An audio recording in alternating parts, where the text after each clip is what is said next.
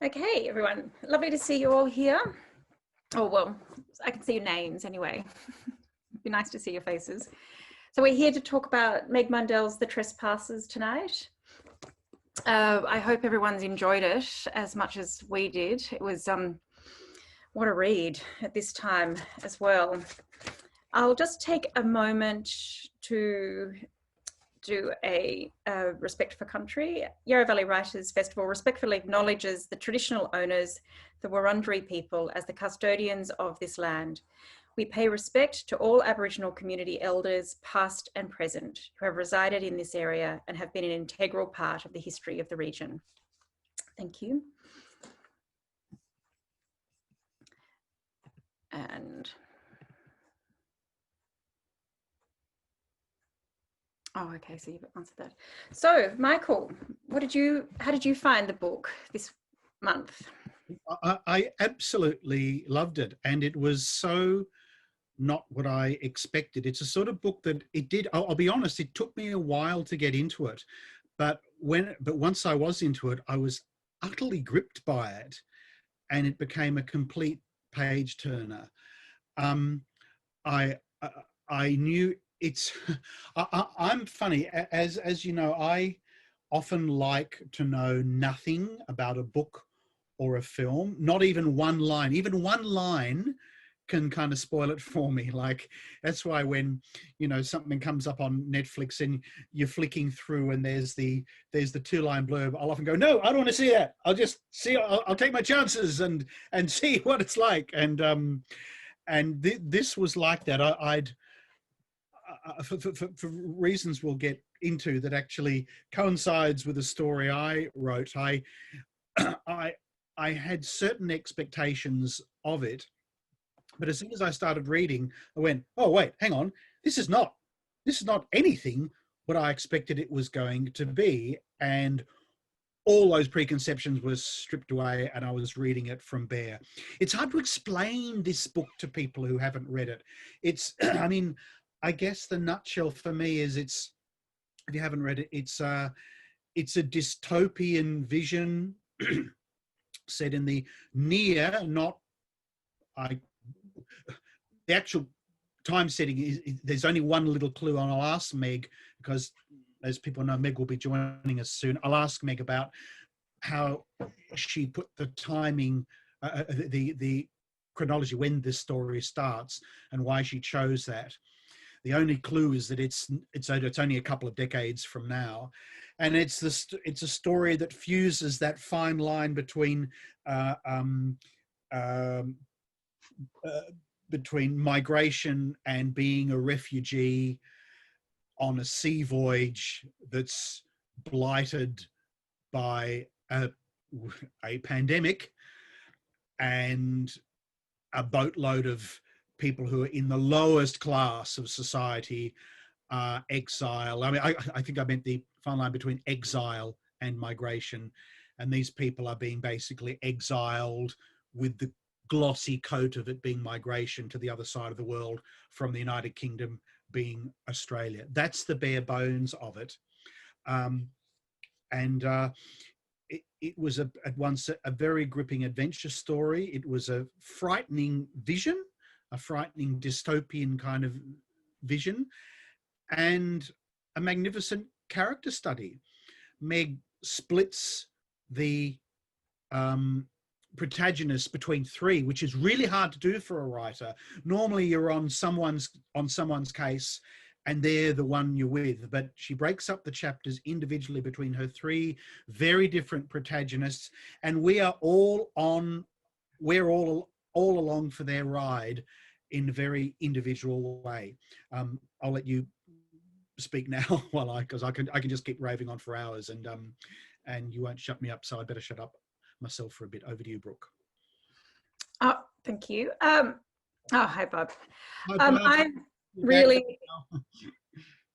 I thought it was a funny book to read at this time. I really wanted to read Meg's book, obviously, and I'd heard about it prior to the pandemic. We were speaking with Meg last year about the book coming out, and I just hadn't got around to reading it.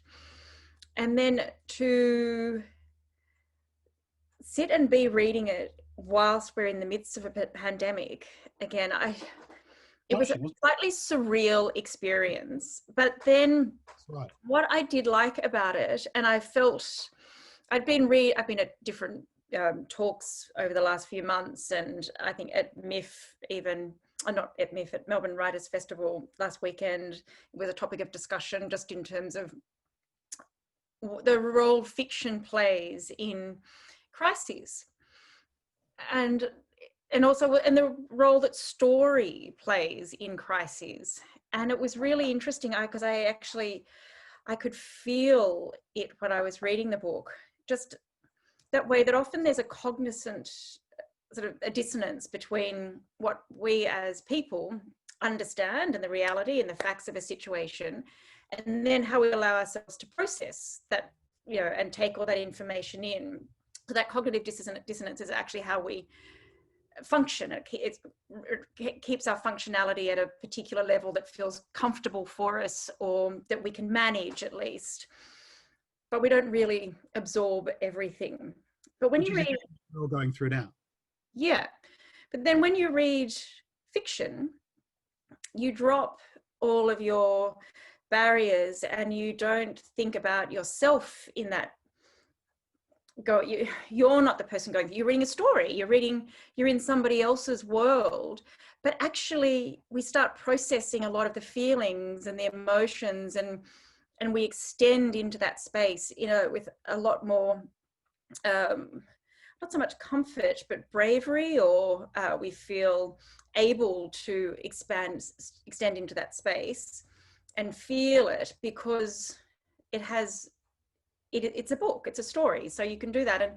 And people often will then process their feelings or that they're having in their real lives by reading the fictional sort of the style of it.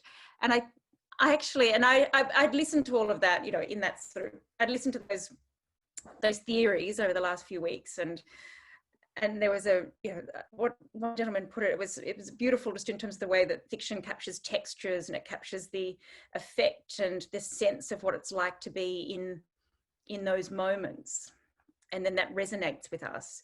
And anyway, that was my experience of reading that book at this time, is that I think there was that sense of exploring all the responses that maybe we don't allow ourselves to explore in real time.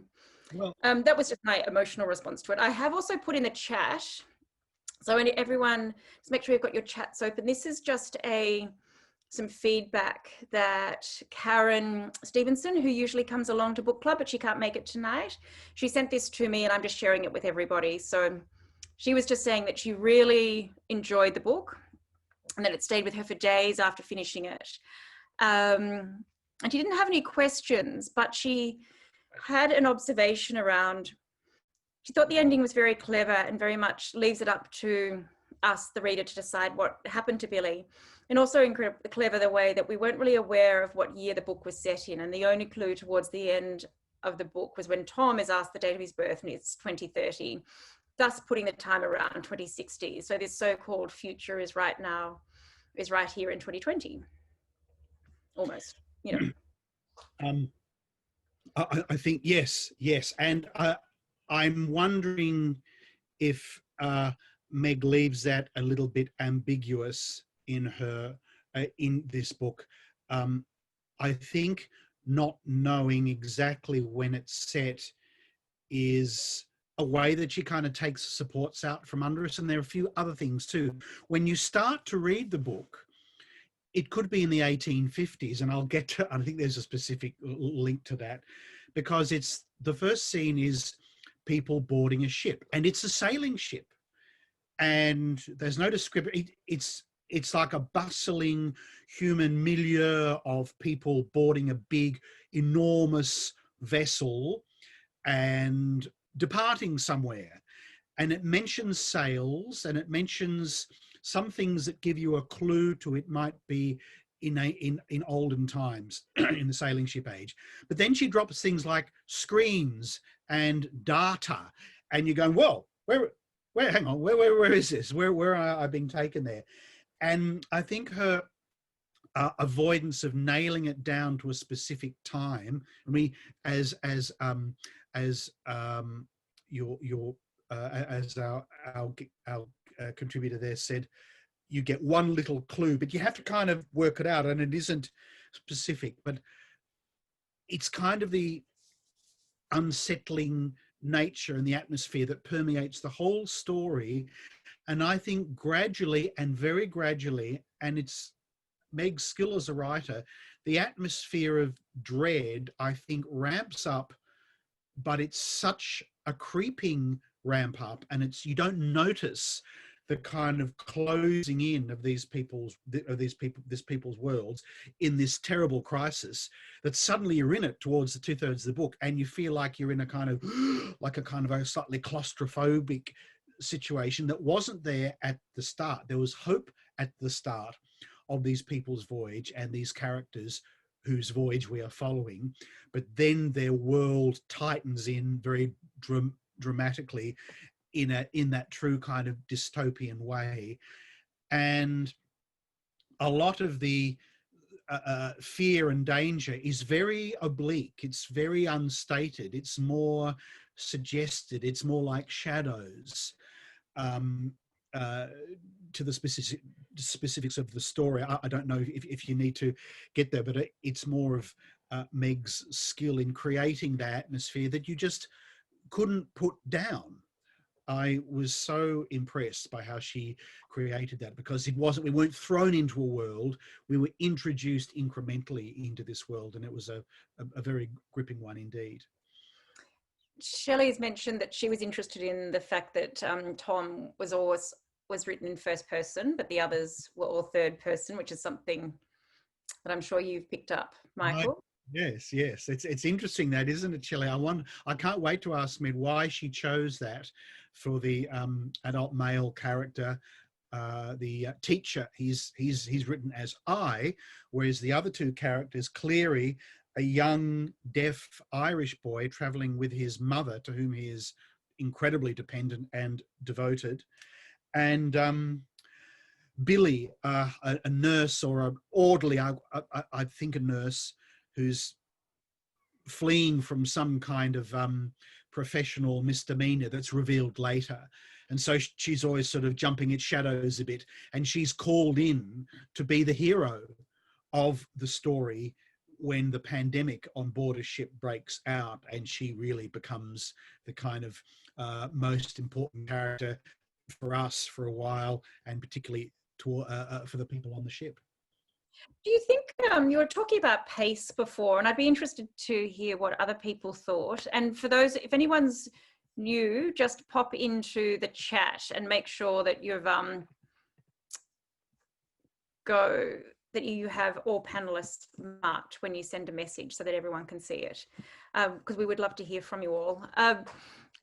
So with the pace, I was just wondering, do you think that that was measured to almost help give us a sense of what being on the ship was like? Just, you know, because we're going down small corridors, and we're going into small rooms, and you're going down into the depths, but it's, you know, it's not, there's no elevators or escalators, like you have, you know, everything's narrow and cramped. And I wonder if that was part of the pace. Like, it would be pretty hard to race in that environment, wouldn't it? So it's almost like the pace of her writing was with the journey and the environment, like, you know, showed us what the environment was.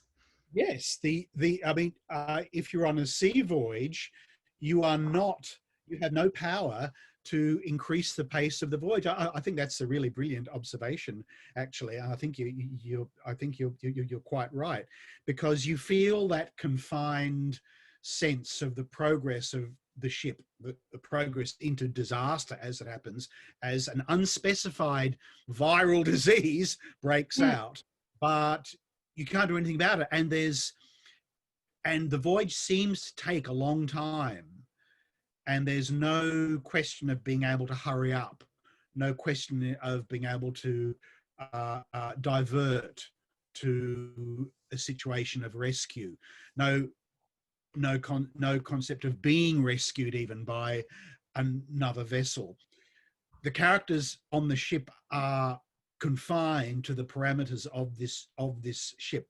Why is it a sailing ship? That's what I wonder. What has happened in the world to make people have to travel by sail in the mid 21st century?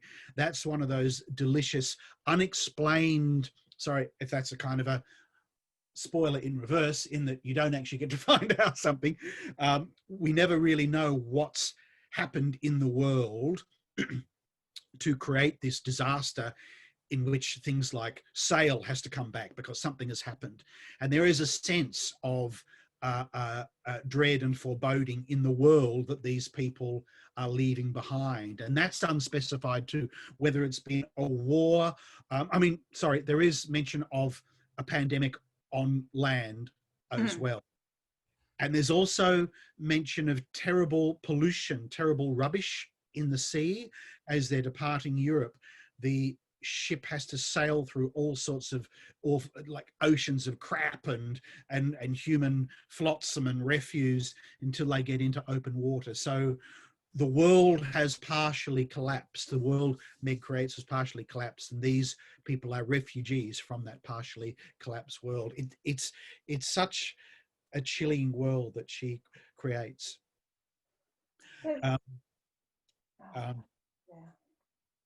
Because Meg's other interest is in social justice and how, and homelessness, and that's something that she spends a lot of time writing about and doing projects on. And did anybody has anyone read any of Meg's other work? Just it'd be interesting to know.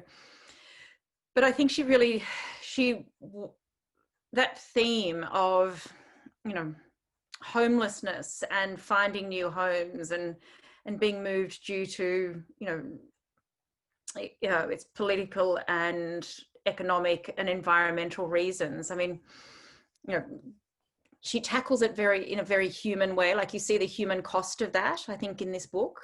And you see the human cost of, large corporations, looking after people's movement in that way, sort of mass movement. It's like the cattle trucks going through Central Australia. I thought of cattle trucks going through Central Australia, the way that they were discussing the big corporations moving these boats, loads of people across the world, like it was just cargo to them. Yeah. Oh, okay. Cheryl's bought black glass. Great. Yes. I love to hear how you go with that. And we're going to read out Cheryl's earlier comment there. I think it's a I found that Cheryl was saying that she found that there was a developing sense of threat in the maze of corridors in the ship. Yes, people lurking, the body in the water, the icebergs, just to mention a few things. Yes, Cheryl, me too. And the way that Cleary stuck his little bits of tape, his band-aids, his plasters around the place, and had given them, he color-coded them. And when things weren't going well, I remember there was one of them was hanging off a bit loose, and it was almost like even his own framework that he'd put up to manage himself around the ship was giving way. Like you felt that, and I was like, oh, but she had lovely visual markers in that, using simple things like, because you could see a band-aid. It doesn't matter what year it is. If it's called a plaster or a band-aid, you can imagine it. And it's such a common usage thing. And that's how he was navigating his life for the time on that boat. Yes, and there's something so vulnerable about a child putting up little band-aids so they can find their way.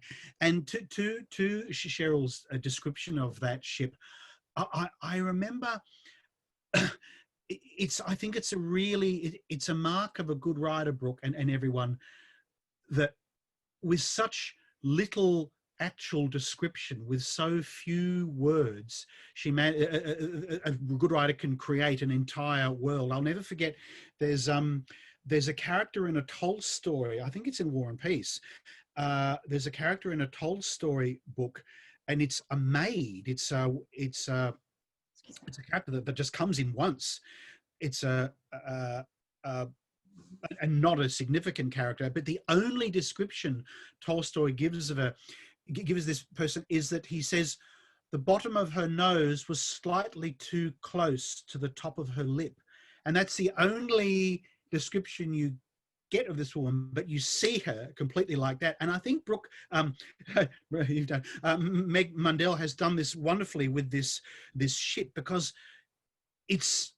we're lost in it because we don't really know where we are. We don't really know what it's look like, what it looks like. We don't know if it's huge and enormous and vast or middle size. And you get the sense that once you're lost in this ship, you are completely, you can't even find your way out of it, which I think is a fair analogy for the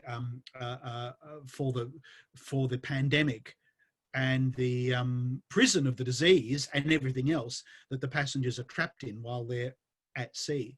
I just, for people who don't know, just very quickly, I went through the beginning. Meg Mundell, New Zealand-born writer and academic based in Melbourne. Her first novel, as Cheryl's read, Black Glass, was shortlisted for 2 Aurealis Awards, some other awards. She author of a story collection, Things I Did for Money, and her fiction essays and journalism widely published. The editor of a forthcoming anthology, We Are Here, Stories of Home, Place and Belonging. Okay, that's actually come out. Collection of writing by people who have experienced homelessness. So that's obviously a very strong motif in Meg's creative life, should I say.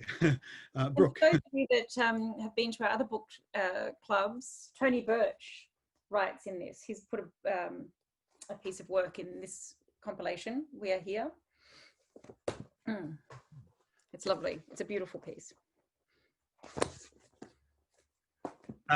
There's one of my favorite scenes that comes and goes, and I want to ask Meg about it, is that there's just getting a sense of where they are, and that confuses you too, because she sort of takes the rug out from under you in terms of even the geography. They're sailing along and they see an iceberg sort of float, and there's only one iceberg, and they remark on the iceberg, but there's this strange, haunting, out of kilter vision of this ship sailing through an iceberg, and then they find a body in the water, and that's this sort of spark for a big element of the plot where there's a murder on board, and the consequences of that murder then unfolding. But strange, surreal things that throw you off but envelop you, I think. Did anyone not like the book? I guess that's something. We've got 5 minutes before Meg pops in. Yes, it's something that we probably haven't asked. Let us know in the chat if anyone didn't enjoy the book, because I'd be interested to know whether anyone found it too unsettling or didn't enjoy the writing style or found the topic, maybe not appropriate right now. It's we don't all have to love everything that we do at book club. I guess I probably need to remind people it's not, That is true. That is true. One I guess, I wonder when she started, Meg started writing it. Well, it was before the pandemic, absolutely. But she suddenly found that she has a story that has all this resonance, linking us to our times as well. Sandra comments that fuel, of course, fuel has become so expensive, it is not wasted on indentured labourers. Yes, of course, the cargo, this human cargo, are indentured labourers coming to Australia for reasons unknown. And I'll ask her about the comparisons with the Ticonderoga story, because she mentions that at the end.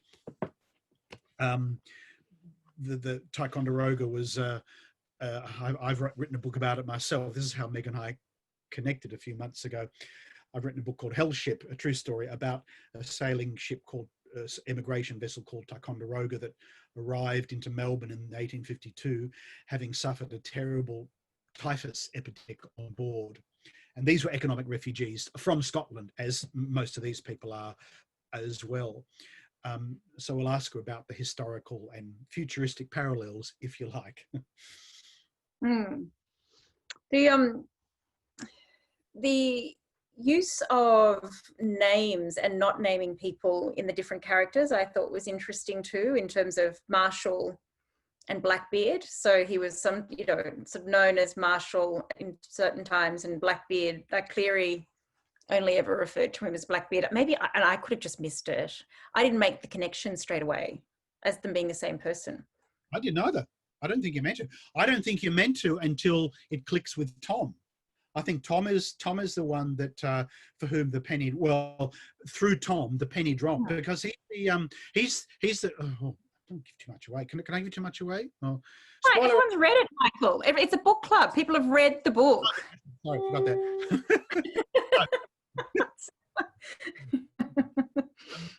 Marshall is the chief steward, and he's got a very black beard, and he's the villain. He's a great villain too. He looks like a villain. He talks like a villain. Thank you, Monique. No, silly me. He talks like a villain. Looks like he's got a black beard. For God's sake, he has to be a villain. And it turns out, I mean, he doesn't get his comeuppance, which annoys me. I'm very linear, and I have a very fixed moral compass in these stories. I really want the baddies to get caught, but of course, life isn't like that. The revelation when we do connect that the villain has been the chief steward, who we've been meeting in other contexts. It's very clever the way she sort of draws this wonderful little bow. And suddenly the person with sort of peripheral character, he's that guy that the kid has seen coming back from the murder. And then you realize that, you know, he's an awful kind of threatening character. Very, very well played. He still creeps me out. And yes, the masks. Shelley's saying that too. The villain could reappear in a sequel. So I'm just reading the comments here, and it's true. I mean, the fact that he's lost. Are you putting the mask on for Monique? For people who are not in Victoria, this is life for us at the moment, and there's a big, and I'm sure Meg was very prescient in her description of people having masks at the beginning, which they could only take off once they were well out to sea, to the relief of everyone, and I don't blame them. But I think because we're down here wearing masks, I wonder if we'd had the same, or for those of you that aren't in Victoria or in sort of Melbourne stage 4 lockdown like us, when I was reading it and they were so excited about taking their masks off, it was like, oh, I know. It's just like, it's such a relief at the moment to be able to get your mask off. But that's what you were reading about. And so you could really feel, I don't know that I would have understood that. Oh, the other scene that I loved, talking about masks, that I thought she did extraordinarily well, was the when the masks were being handed out in the children's classroom, and it was Cleary, and he was just watching his world shut down, shut down, shut down. Hello, Meg. Oh, she's just getting. Hello, hello. Hello, author. Put your mic on, Meg. Hello. Can you hear me? We can hear you. Okay, should I take off this weird headset thing? Because you guys haven't got one, and I feel a bit like a space cadet with this on. It's up to you, because we're all in such separate rooms. I think it's all right. Okay. You tell me if I'm getting echoey and I'll put it back on, okay? Okay. I like the look, Meg. I think it looks terrific. It looks like one of the characters. It looks like someone in one of the government officials in your book would actually wear. That's exactly what I'm worried about. I don't want to be those. I don't want to be those people, like an air traffic controller for evil. Yeah. Would you like to welcome Meg? Well, I was going to say thank you for writing such an extraordinary book. We're all like we loved it. It's been getting rave reviews from everyone at Book Club tonight. Thank you. Oh, beautiful. Before we ask too many other sort of probably more sensible questions, just what did it feel like to have a book like that was out in like you'd sent it out to the world, and then all of a sudden, you know, this pandemic started rolling into your life? It was very weird. It was very weird. I saw it start happening. I thought, oh shit. And then something in the back of my mind said, I told you so. I told you so, guys.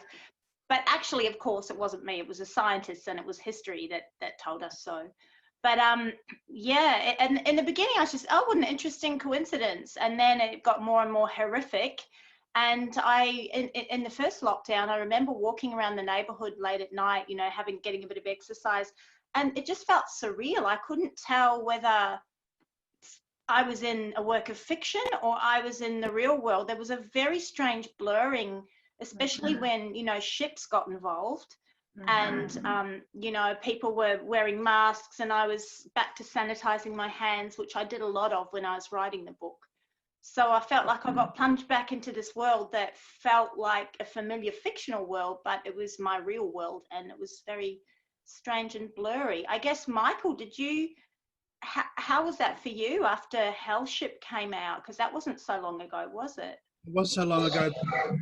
About your book tonight, and I'm not going to steal a moment of your time because I have so many things. I appreciate that, but I really want to talk about your book. Okay. But have a session on my book a little bit later. Maybe we can draw some little parallels later between the historical stuff. But what I want to, and just on that, I'm just carrying on from what Brooke said. I'm guessing, Meg Mundell, that the contemporary element in your book when you started writing it, and something you're probably still very passionate about, is the refugee situation and the economic refugee situation, and how that was so foremost in all our lives.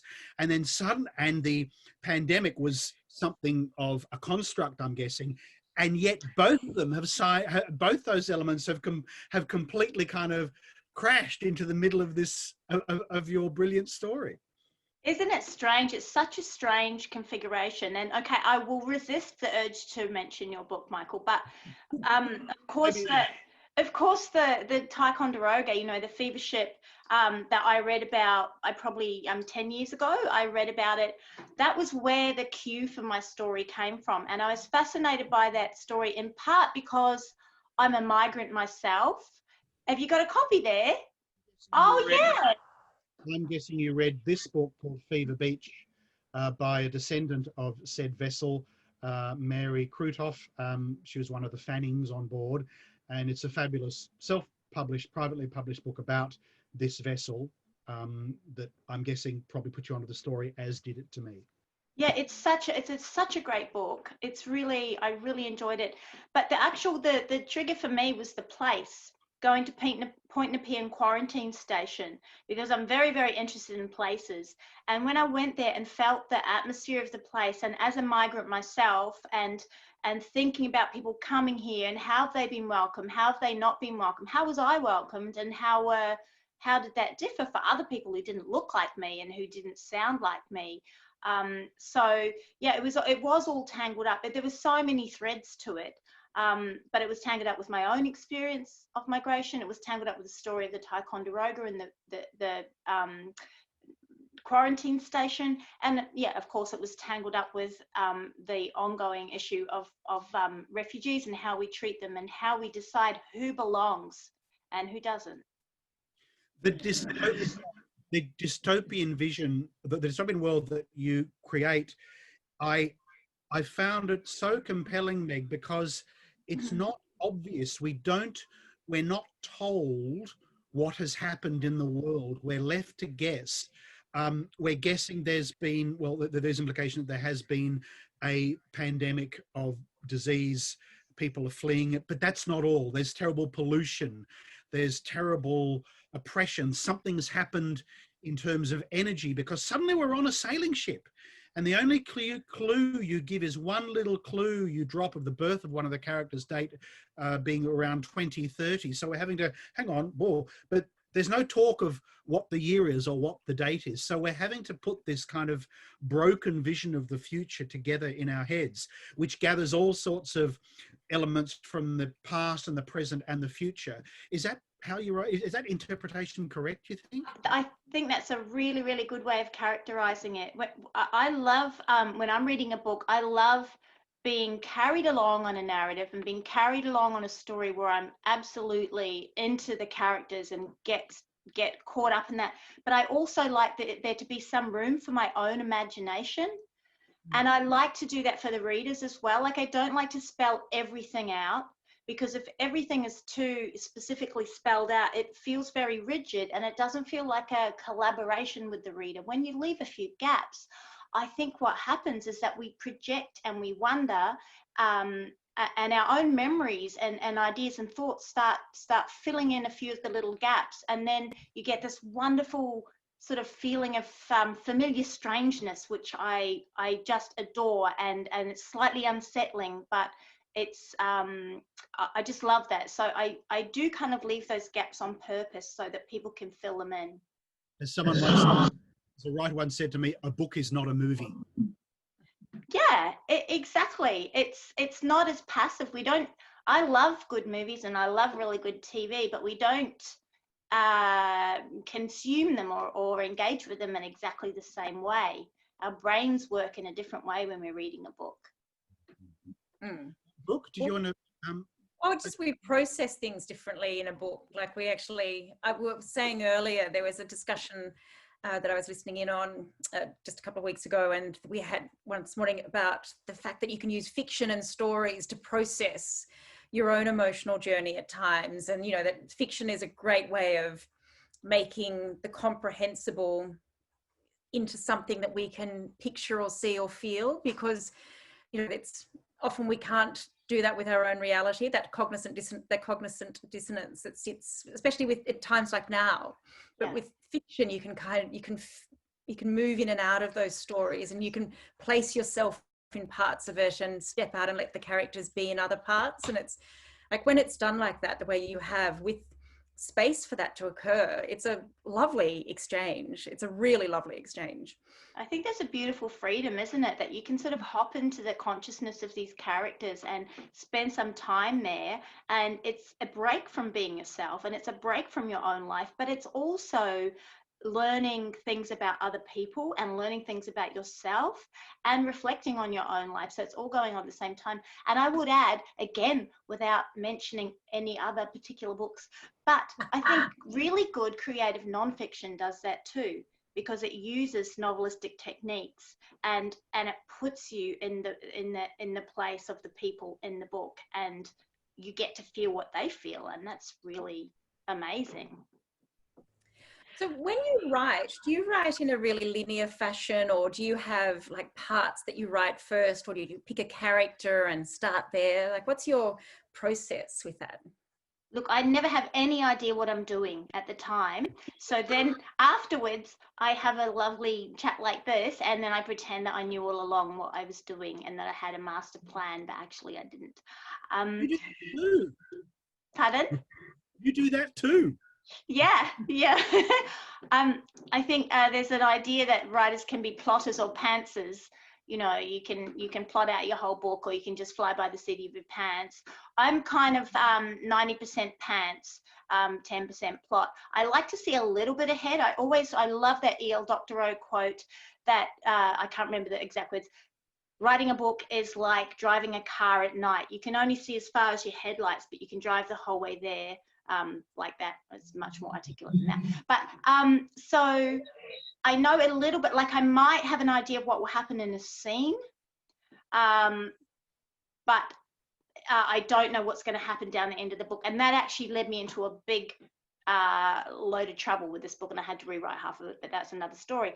But for me, it often starts with place. It starts with a place, and then the characters come to me, and then I drop the characters in the place, and I get to know them a bit beforehand, and then I see what they do. And I give them a nudge here and there, and I try to get their voice right, and I kind of set them moving, and then they start to come alive, and they start to behave and act almost of their own volition. Go on. You go. I was trying to talk about the characters and how you tell us a story through three distinct voices, Meg. It's so brilliantly done. I mean, the skills you employ giving us three separate protagonists to take us through this dark tale. That's not without light and humor too. I don't know at all, but it's a real skill. Cleary, a child, a deaf child with his mother. Billy, our kind of hero, and Tom, the only character you write in first person, which I found really curious. Now, why was that? The young male gay teacher who gets sick and recovers. Why is he an I, not a he? Okay, well, I confess a couple of things here. Initially, in an early draft, that was a diary. It didn't work, and I rewrote it in first person. I had the choice to rewrite it in third person, but I actually like the kind of off-center feeling of having two close third person characters, and then this one who was first person, and we don't really know why. I liked the idea of the reader hopping between these different consciousnesses, and one of them being in the first person. It was a bit perverse. I wanted to leave it in there. I think another two reasons are that Tom came very easily to me. He just, I don't know, maybe I'm Tom, I'm not sure. When I was a kid, I thought I was a man called Rowan, who rowed a boat on a lake. For a while there, when I was 3, I thought I was a man called Rowan. So maybe part of me is a guy, Tom's part of me, I don't know. But the other, what was the other reason? Oh, I've forgotten. I'm sure there was another one. Why did I leave him in first person? Oh, I know. While I was writing this book about people who get very sick, I got very sick. And so I think I kept Tom there as a first person character because I felt there was an opportunity to write my own experience into that I person. Yeah, I think. Yeah. In that it's a bit like that play, the Tom Stoppard play, Rosencrantz and Guildenstern Are Dead, in that it's Shakespeare, it's the story of Hamlet, but behind the scenes. So you sort of, because when the characters are confined to the ship, like Tom, I sense that Billy and Cleary were sort of just passing through, just slightly off the margins. And they were all, sometimes they're perhaps in the same room or the same corridor or the same deck, but just missing each other. And I often had a sense of all three characters, even when I was reading just one, which was really enjoyable. I think I like that closeness of first person as well. Like I kind of wanted to include that in there.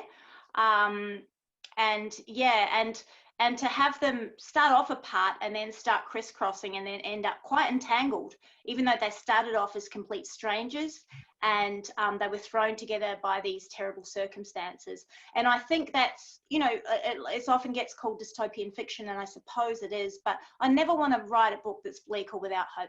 I would never write a book that's without love. I would never be interested in reading a book that doesn't have caring and kindness and love at the heart of it and at its anchor. And sometimes that happens between unexpected people. And for me, that was sort of the heart of the book, was the love and the care between those characters in the midst of all this horrible stuff happening. Mm-hmm. The relationship between Billy and Cleary was quite beautiful, and it felt like the heart of the book. I agree. Great writing. Thanks, you guys. Sorry, Even Brian, more, his relationship with his mother was obviously very strong, and it was very, you know, it was such a relationship of need, obviously. But that chosen partnership of he and Billy, it was beautifully written. It was really, because it was gentle. It didn't feel forced at times, but it was powerful. Thank you. I think with Billy, I think he chose her. You know, he chose her, and he decided that she was the one that he was going to anchor himself on, in a way. And first she was like, oh my God, I don't know what to do with this kid. I'm freaking out. I've got too much on my plate. I'm exhausted. But she found reserves inside herself that she didn't realize that she had, and she'd never kind of interacted with children before, but they just connected on this beautiful level. And yeah, I agree. I think that is the heart of the book for me as well. A couple of people have remarked on the creation of your wonderful villain, Marshall Blackbeard, who does not get his comeuppance. And of course, Shelley has reminded us that, but the villain could reappear in a sequel. Well, he could reappear in a sequel. I don't know where is Marshall? Where's he gone? I want to know Where's he gone? Look, I won't tell. I Oh, won't tell. It's up to you guys in part where Marshall's gone, I think. and we spoke about that wonderful moment where for us, Pat, look, it may have dropped for other readers earlier, but I can be a bit thick. That wonderful moment where Tom drops it. He makes that connection between, the chief steward is Blackbeard, Marshall is Blackbeard, and go, oh, there's that guy that's been hanging around and being a bit of a bastard on the edges, and he's the baddie. Because so there's an element of a good old kind of murder mystery in this too. It isn't just kind of a kind of vision of our flawed future and us forcing us to kind of reckon with how we've made the world. It's a really good sort of adventure mystery too. I really like playing around with genre, and I really resist the boxing in of genre that happens, and I really like playing with different genres. And I thought, oh, I really want to try a murder mystery, because I was always really, to be honest, a bit shit at plot. And I thought, okay, I've got to get better at plot. You need a plot and a murder mystery. I'm going to put a murder mystery in this because I like reading an incredible, amazing literary murder mystery. There's got to be a murder in here somewhere. So yeah, but of course the cool thing is that he can go back in and put the clues back in afterwards. So you asked before, I think, Brooke, about process. It's kind of linear. I write like a scene and then a scene and then a scene, but then the beauty of it is that you can go back and stick a clue in later on if there's something missing, which is like very lucky and would be hard if you're doing it on a typewriter 150 years ago, I'm sure. Oh, how did they do that? Honestly. And someone's just written in saying that they were very amused by the Welsh doctor who was so arrogant against with Billy, but clearly wasn't as good as her. That dynamic hasn't really changed. No, I had to put a mansplaining guy in there because I thought it was still quite, even in the future, was still quite a male environment on that ship. And I think, you know, we're still not, things that are going to change rather slowly on that front, however futuristic we get. And so I had a bit of fun with making him kind of annoying. But yeah, trying to cover up his own lack of knowledge by talking her down. And you just know that he's going to go on shore and get a job as chief government medical officer or something, don't you? Because people like that always. Oh, he's not Brett. He's not Brett. Yeah, who are you talking about? You're just jealous, Michael. That's your jealousy coming out now. Every male in this state is jealous of Brett, for God's sake. I'm jealous of Brett. Oh, I tell you. Brett's nothing like Owen. Come on. Oh, no, yeah. I actually didn't. Or running a big hospital, something like that, because people like that always get those. They know how to play the system. Yeah. They're twat and you know the effluent, like on the and I wanted to mention that actually rises to the top of the surface. Yeah. Well, it's horrible. It's true, isn't it? Like people who blame other people and cover their own asses, you know, they often do kind of float to the top, like a sort of, okay, I'll leave the metaphor there, but something that floats. What sort of research did you have to do for this book? I did heaps of research.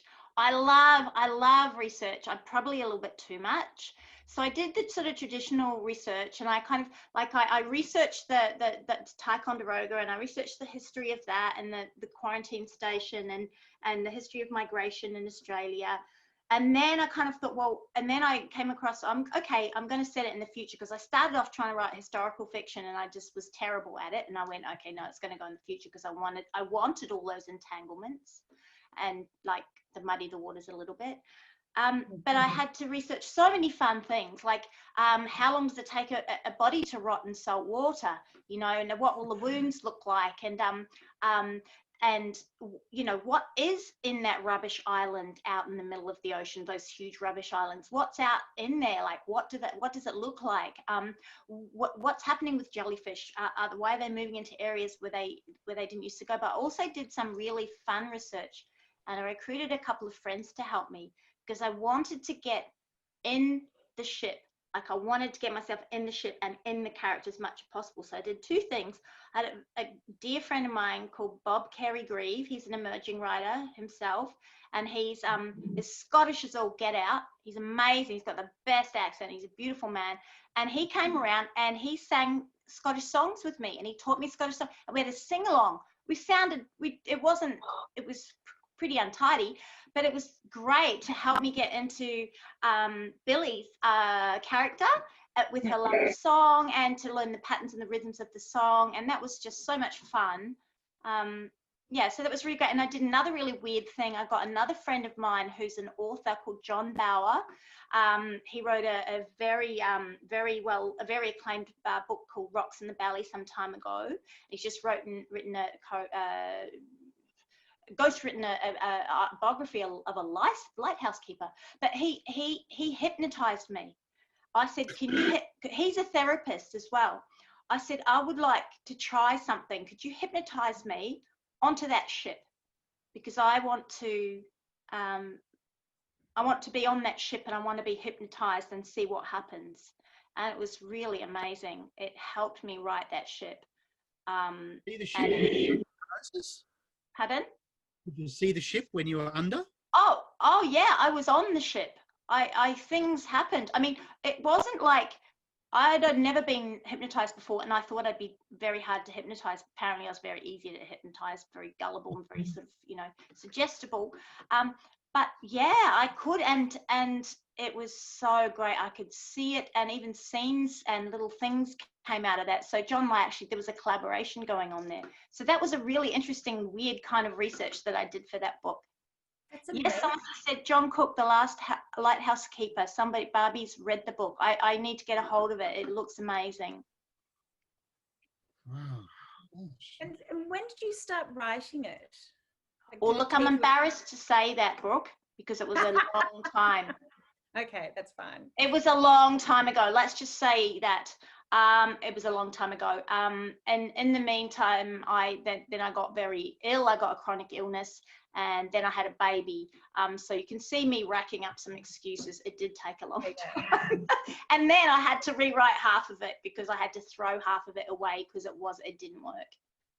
Did you start off with other characters apart from Cleary, Billy, and Tom? Was it just the three to begin with, or were there a couple of others in the mix as well? No, they were always the three main characters. Always, they were the three main characters. It took me a while to find Billy's name. She went through a couple of name changes, but always had those three main characters. We did, Carl, my amazing editor and publisher, Aviva Tuffield, she did kill a few of my characters, because she said there was a few too many. It was getting a little bit confusing. So we did throw a few people, like 3 or 4 people overboard, but they were bit players, so I didn't feel too bad about it. Did you know anyone that had hearing problems at all? I did not.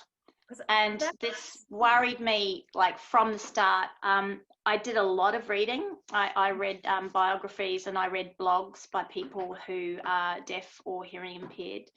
And I did try to reach out and get some advice during the writing of the book, but I wasn't successful, partly because I think my character is recently deaf.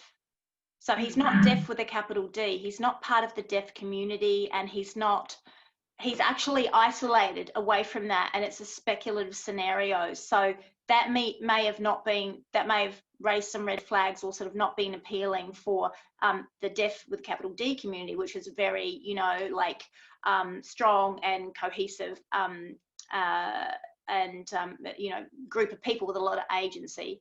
But I did get a deaf person a deaf writer called Jessica White, a very accomplished writer, very intelligent, very smart, to do a reading of the manuscript and give me some very frank feedback. So that was extremely valuable, and her situation happened to fit fairly closely with Cleary's own situation. So she was really fantastic, and that that was a really valuable thing for me to have done. Yeah. That was Mary's backstory, really part of that kind of echo of this unspecified disaster that has enveloped the world, isn't it? It's some pandemic, but it seems to be more than that has resulted in his condition. But everybody on the ship is fleeing from that, but you don't quite know what it is. It's one of the ways that made it so gripping for me, Meg. Thank you.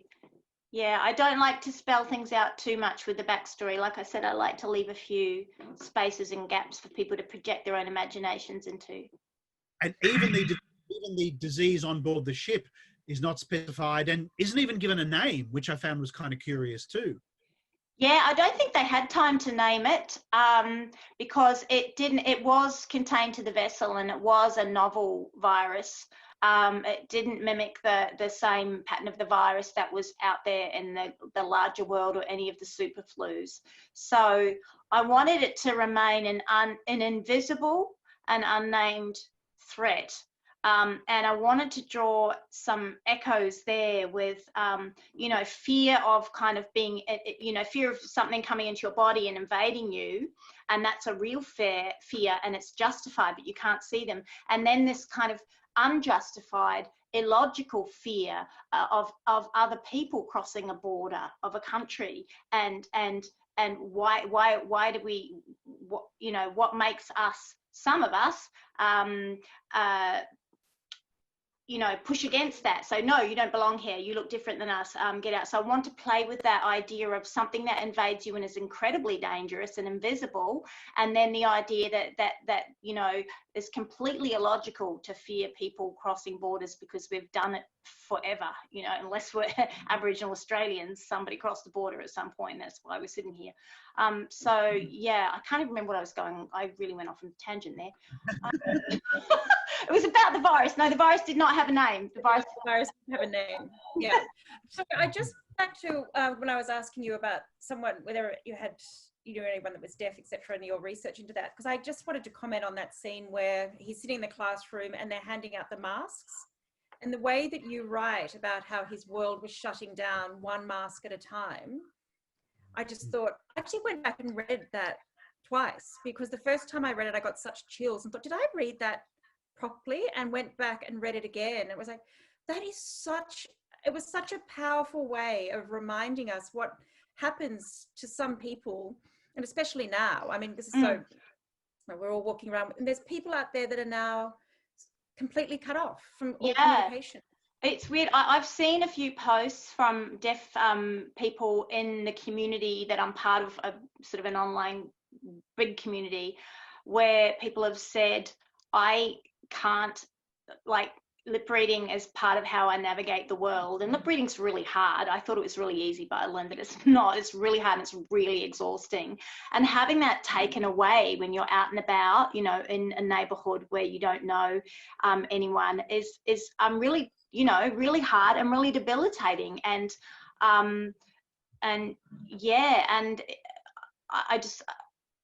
I can't imagine actually dealing with that. But that scene with Cleary, like, that actually kind of gave me chills too, because I kind of felt that scene, I felt that little kid losing his connections with the people around him and becoming so vulnerable.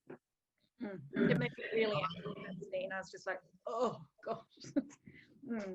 Yeah, so I mean, but well done you. I mean, you wrote it. Thank you. Thanks, Brooke. So I was going to say, I really love, and I wanted to bring this up, but Shelley's beaten me to it. The title, Trespassers, is fabulous because it's not the invaders, it's not, the others, it's the trespass. And that's often what people feel about refugees. It's not that they're invading, it's you're actually trespassing on our, and it's such an undignified title to be given. And it's of so much dignity, and so much of the dignity of the passengers on board the Steadfast, formerly the Albatross, as someone who's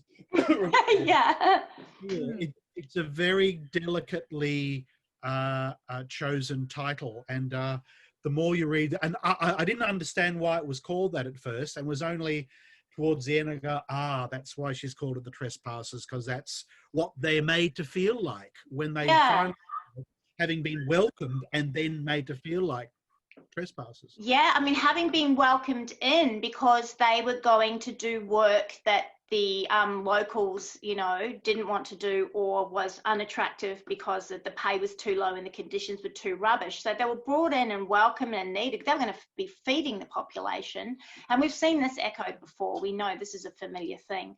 But suddenly they were unwelcome because they, you know, it was almost like a very transactional thing. Okay, you can come and welcome here if you're going to do what you're told, and you're going to feed us, you're going to do the shit work. Someone's just put a funny comment. I think we call them backpackers. Well, yeah, I mean, and people on temporary visas, temporary work visas, and international students. Like, I'm teaching international students at the moment, and like as soon as they were gone, the whole university sector fell over. You know, the Prime Minister said, "Oh, go away, you guys should go away."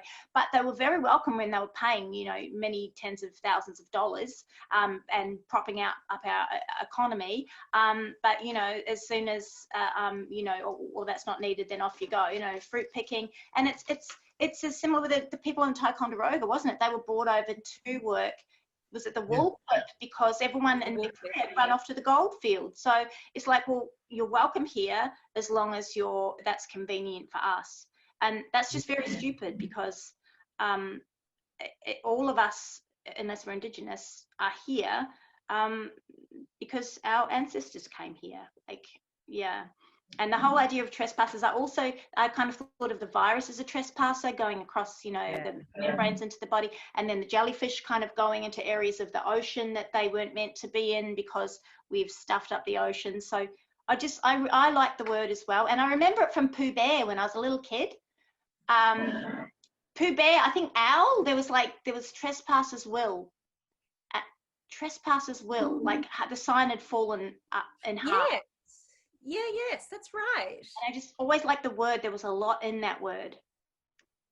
Huh. I hadn't thought of that. Yeah.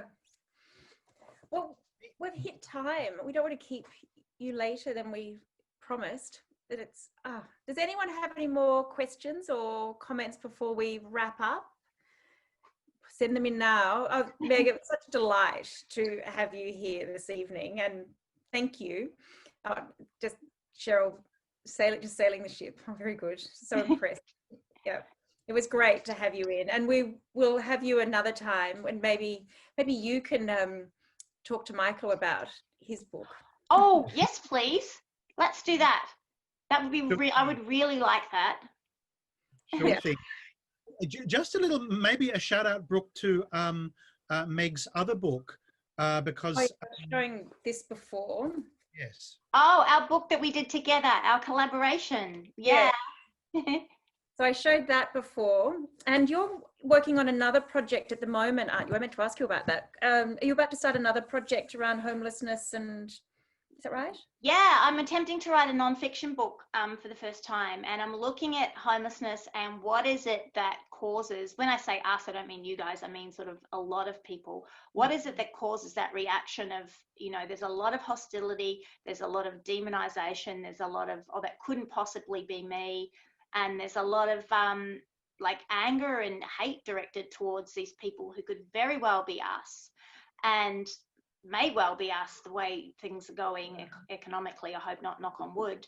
And so looking at, well, what is at the root of that kind of reaction, and what could turn that around? Like, what is going on in our brains when that happens, when we stigmatize or dehumanize somebody, and what are the techniques, what are the creative and weird things that we could be doing, whether it's hypnosis or I don't know, all kinds of things that could start to change hearts and minds and increase empathy and stop blaming people for actually what's a massive systemic problem. That didn't sound like a very sexy book, but I'm going to try to make it good. I imagine that they're like, as fear rises, empathy drops out. Yeah, I think so. I think fear is a sort of a fight or flight response, and there's no room for a hug in that. But I'm finding some really interesting research that's also questioning whether empathy is the answer, which I had always assumed that it would be. But there's some really interesting debates over whether that is actually going to not necessarily solve everything. Do we need other approaches as well that are more based on kind of rational compassion and kindness? So it's a really fascinating. It's all kind of brain stuff, and like I get to talk to lots of interesting people, including lots of people who've experienced homelessness, and they can share their wisdom as well. I just want to quickly show a little Kraken, like Angela Savage, who was recently a guest, who did that.